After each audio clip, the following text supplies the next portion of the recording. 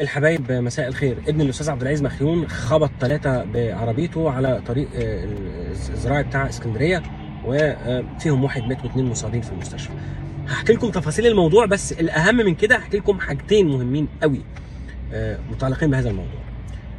امبارح الجمعه عربيه خبطت 3 قدام قريه اسمها القناويه تبع مركز ابو حمص على طريق الزراعي بتاع اسكندريه. المهم واحد فيهم توفى، ربنا طبعا يرحمه ويخلص العزاء لاهله، واثنين في المستشفى. لما كشفوا عن العربيه لقوها بتاعه ابن الاستاذ عبد العزيز مخيون، وشاب اسمه صلاح الدين عبد العزيز مخيون، وهو طالب في كليه في جامعه اسكندريه. واتعمل الحاجات الرسميه اللي هي الطبيعيه، يعني اتعمل محضر بالواقعه واتاخد واتعرض على النيابه واتحقق معاه وخد 4 ايام على ذمه التحقيق وطلبوا تحليل مخدرات. طبعا انتوا عارفين الاستاذ عبد العزيز مخيون ده راجل محترم جدا، ولا تسمع له صوت ولا بتاع معارك ولا خناقات ولا مشاكل ولا ترندات ولا في حاله طول الوقت.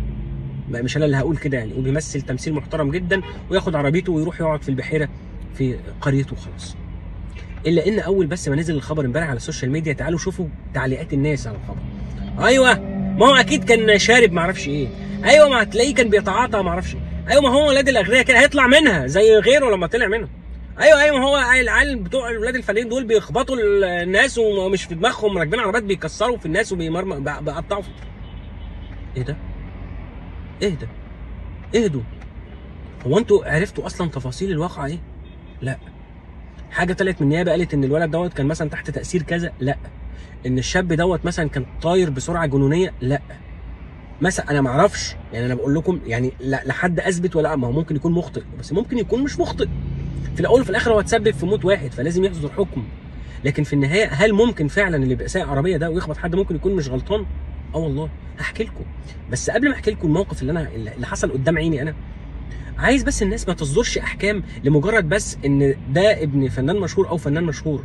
والاستاذ عبد العزيز مخيون المفاجاه بالنسبه لكم ان هو مش راجل غني ولا حاجه، ده راجل عادي جدا على باب الله والله العظيم، يعني مستور او يعني متيسره، لكن مش صاحب ملايين ولا بياخد ملايين ولا الكلام ده خالص.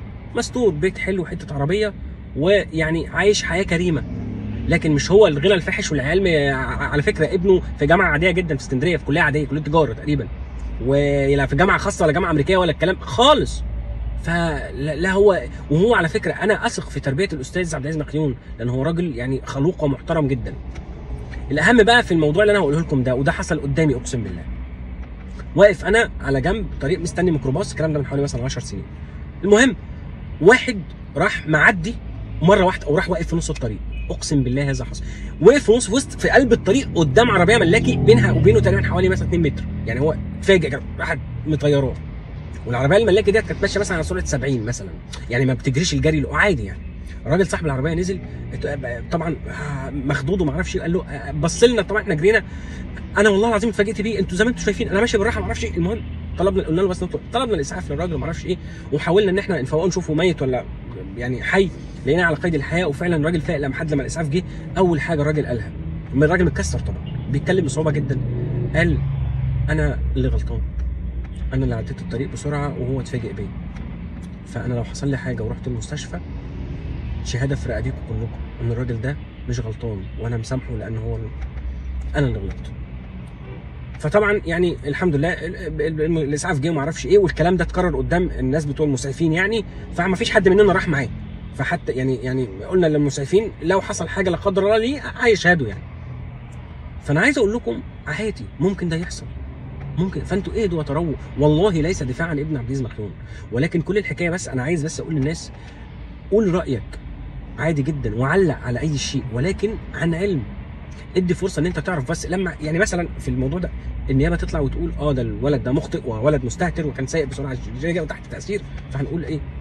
طبعا هو مخطئ، لكن ممكن مش كده، ممكن واحد من اللي اتخبطوا دول يقول لا احنا اللي غلطانين، والله ده هو كان احنا كنا في نص الطريق وهو كان ماشي بالراحه بس قدرنا. الغريب بقى الاستاذ عبد العزيز مخيون من فتره كان بيتسال وبيقولوا له انت ليه عايش في البحيره؟ يعني ليه مش عايش في القاهره؟ هو مستقر في البحيره. فقال لهم انا لا بحب الزحمه ولا بحب الدوشه، وبخاف من حوادث العربيات وبخاف من العربيات السريعه فانا لا انا يعني بخاف من الحوادث والحاجات دي كلها. فسبحان الله يحصل اللي بيخاف منه، رغم ان هو ساب المكان اللي هو كان متوقع او في ذهنه ان ممكن يحصل له مثلا عربيه تخبطه او يخبط حد، او عربيه تخبط ولاده او حد من ولاده طبعا، او حد من ولاده يخبط حد، فساب الليله دي كلها وراح قاعد في البحيره في اللاو في الفضاء، فيحصل ده. فعشان بس تاكد ان المكتوب ما منوش هروب مهما كان. ربنا يرحم اللي مات، والف سلامه على الناس اللي مصابين، وربنا يكون في عون عبد العزيز مخيون الفنان الكبير وابنه. شكرا جزيلا.